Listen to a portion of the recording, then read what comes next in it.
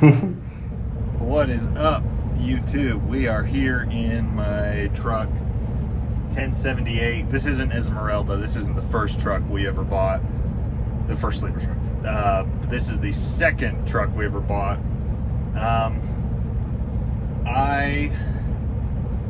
This morning we were doing some work on the truck.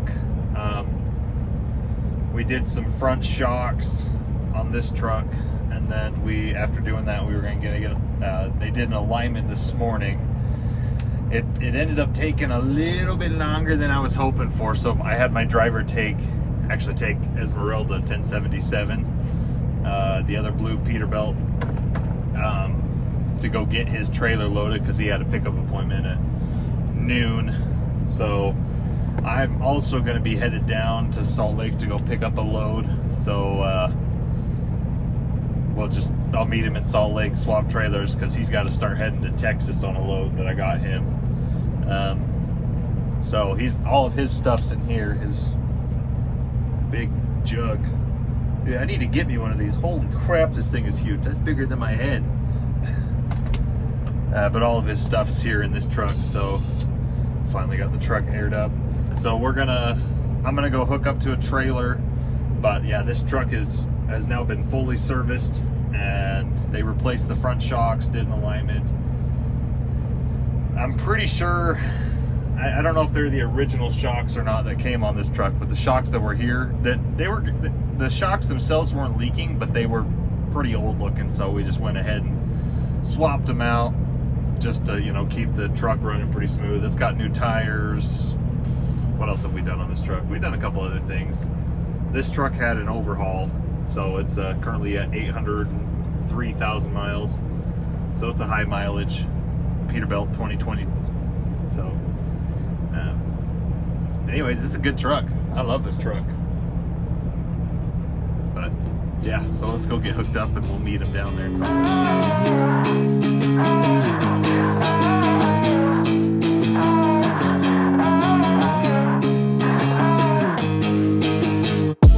There's no fingerprints on my walls, no messages or missed calls.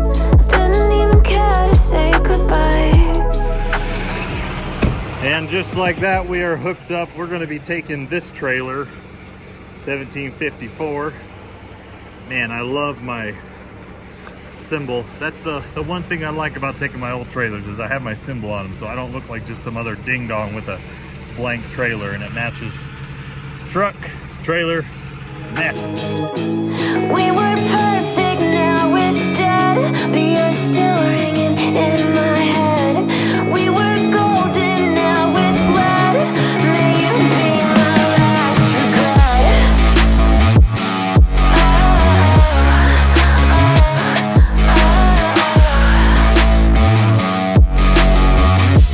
May you be my last regret.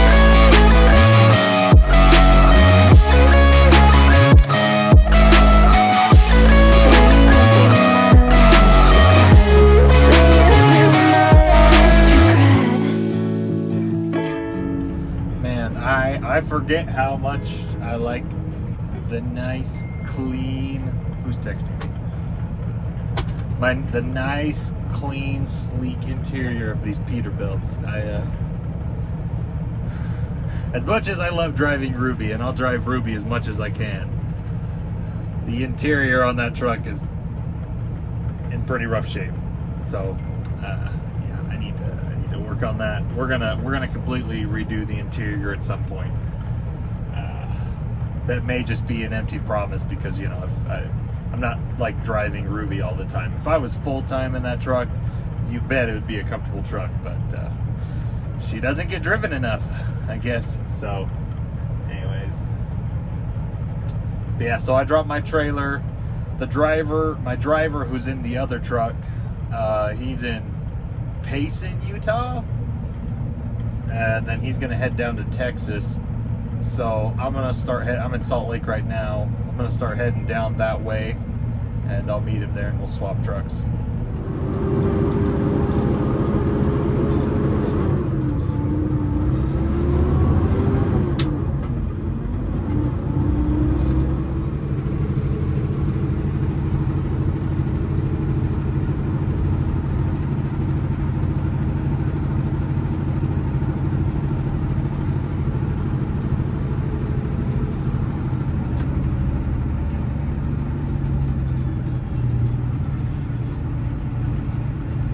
Look at all those chickens.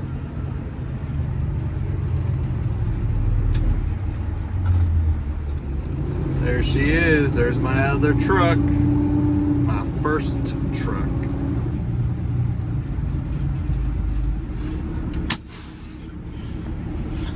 Get all my stuff out. Make any money off of it or anything? So I made like 400 bucks. Yeah, I don't know, it's just for fun. Good tires. Nice looking trucks right there. Oh yeah. I gotta get out of the way. So this is Esmeralda. This is my first truck. That's my second truck. I haven't named that truck yet, but gotta get out of the way. He's gonna take this RL carrier trailer. Ooh. Come on. Move the seat back. Ooh. Hello, baby girl. It's been a minute. I haven't driven you in a while, huh? Let's move my seat around. Oh, I love all these gauge package. The radio, 13 speed. That's the way God intended these trucks to be. Oh no, that's broken. That's new. Let's get out of the way. I don't know if I believe that 8.1 miles per gallon. That is a shiny looking W99. That's my dream truck right there. A W99. Only problem is they're too new. You can't get them in the glider unless you want to do it yourself. I don't really want to spend $100,000 on a truck just to put a 30-year-old engine in it. Maybe. So my plan is, now obviously Ruby's my truck, right? But if I ever get the chance and if I see a W99 for sale with needing an engine, like it through a rod or a cracked block, and I can get it for real cheap, like $10,000, that's my dream truck. I'm just putting it out there so the universe knows. W99. I want a W99, either geared 13 speed, 10 speed, 18 speed, I don't care, as long as it's manual. I want 303 or 333s on the rear ends. I don't need something super heavy duty. I don't need a heavy duty rear end. But yeah, that's what I want. I want to take one that has thrown a rod, destroyed block, and I'm gonna put a 12.7 in that sucker. That's the plan, guys. So if you're Christmas shopping for me, that's what I want. But I'm still thinking that's probably 4 years out. You know, we got to wait for these trucks. They've only been making those trucks for 4 years now, so they're still too new. I need to wait for someone that buys one with an expired warranty, the block cracks, and they just want to get rid of it for $5,000 to $10,000. That's my plan. So I know you won't really see me as much in this truck. I've had a couple people ask me. So some of my trucks, we've named them. A couple of them have names, like the Freightliner is Freddy the Freightliner. Let's see. The blue truck that has been in the shop for the last 6 months is Stuart. I don't really know where that name came from. I think I called it Stuart because it was like the little engine that could, because it's got like the 400 horsepower PACCAR engine in it. And but this truck, Esmeralda, this was the first sleeper truck we ever bought. I guess technically speaking, it was the first truck we bought with the sleeper to go over the road, because before, a couple of years ago, my dad did buy 2 trucks that had coffin sleepers in them, but we were doing local stuff. Nobody was sleeping in the sleeper, so it didn't really count, I guess. But yeah, this truck was called Esmeralda because how did I describe it? When we first started driving over the road, we were going to Washington a lot. And for a minute there, like, I was driving a lot. I wasn't dispatching any other driver, so it was like I wasn't really needed in the office as much as I am now. That's the thing they don't tell you about when you're building a business, is that over time, you start out doing something you love, and then you become, you know, you're like a slave to the office, and like I love driving so much, but if I'm stuck dispatching everyone else, it makes it really hard for me to focus and drive on the road. Anyways, but I was driving a lot. I would go to Washington 2, sometimes 3 times a week. I was burning miles because at the time we had a lot going on. At the time when we first started going over the road, we had a huge surplus of loads that needed to get moved because we were hauling our own stuff. Now we don't really haul our own stuff over the road, but yeah, this truck, I called it Esmeralda because the musical, The Hunchback of Notre Dame, you know, in France, it's the musical and the Disney cartoon. There's the gypsy girl named Esmeralda. But in the show, when the priest Frollo, I think, is it Frollo, right? The priest sings to the hunchback, and he says, "This is your sanctuary. Do not leave the cathedral. This is your sanctuary." And to me, it was like, I'm driving so much. This is my home away from home. This is my sanctuary, you know? I spent a lot of nights in this sleeper. A lot of nights, actually. Not like a lot. Like, I wasn't really like over the road, but I was in this truck a lot. I probably put 60,000 miles on this truck by myself. Maybe more than that, actually. Which to some of you guys, that doesn't sound like a lot. But for me, that's a lot. Because I'm doing other stuff other than just driving. So I did a bit of mileage, and then, you know, the business kind of changed. We bought more trucks. We hired more drivers. I became more of an administrator. And we put another driver in this truck. He was pretty good. And then I bought the Cascadia, and I put him in that one. And then I hired another driver who is currently driving this truck. So yeah, we've put 300,000 miles on this truck since I bought it. So it's anyway. So that's the reason this truck is called Esmeralda, because this was my sanctuary when I was on the road. You know, I love this sleeper. I love all, you know, the curtains. Shoot, probably shouldn't have pulled that down. I love this brake here, the cab brake, the double bunk, the heated, the inverter, the heater.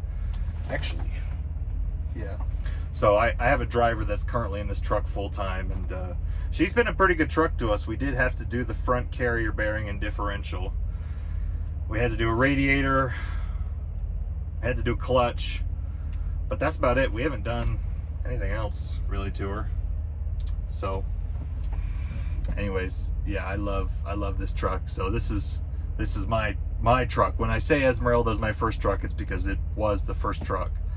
And yeah, she's running pretty good. So if you want a good Peterbilt truck that's going to last you forever, get a Cummins with a manual transmission. So yeah. So I'm gonna get headed home now. We're swamped.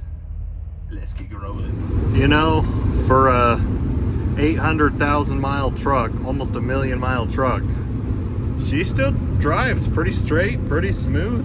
No bouncing, really. She does have some new shocks on the front. We did put some new tires on her a few months ago. What else did we do? I don't think we had to do the kingpins. I think the kingpins were good. The steering's good. So she feels pretty good, honestly. So yeah, grease your truck, replace your shocks, replace your tires. It's worth it, man. You can get an alignment. You know, what's an alignment? $150, $200, $300. It's worth it, man. I'm telling you. If your truck is bouncing up and down the road, ooh, bounce, bounce, bounce. Yeah, get it fixed, man.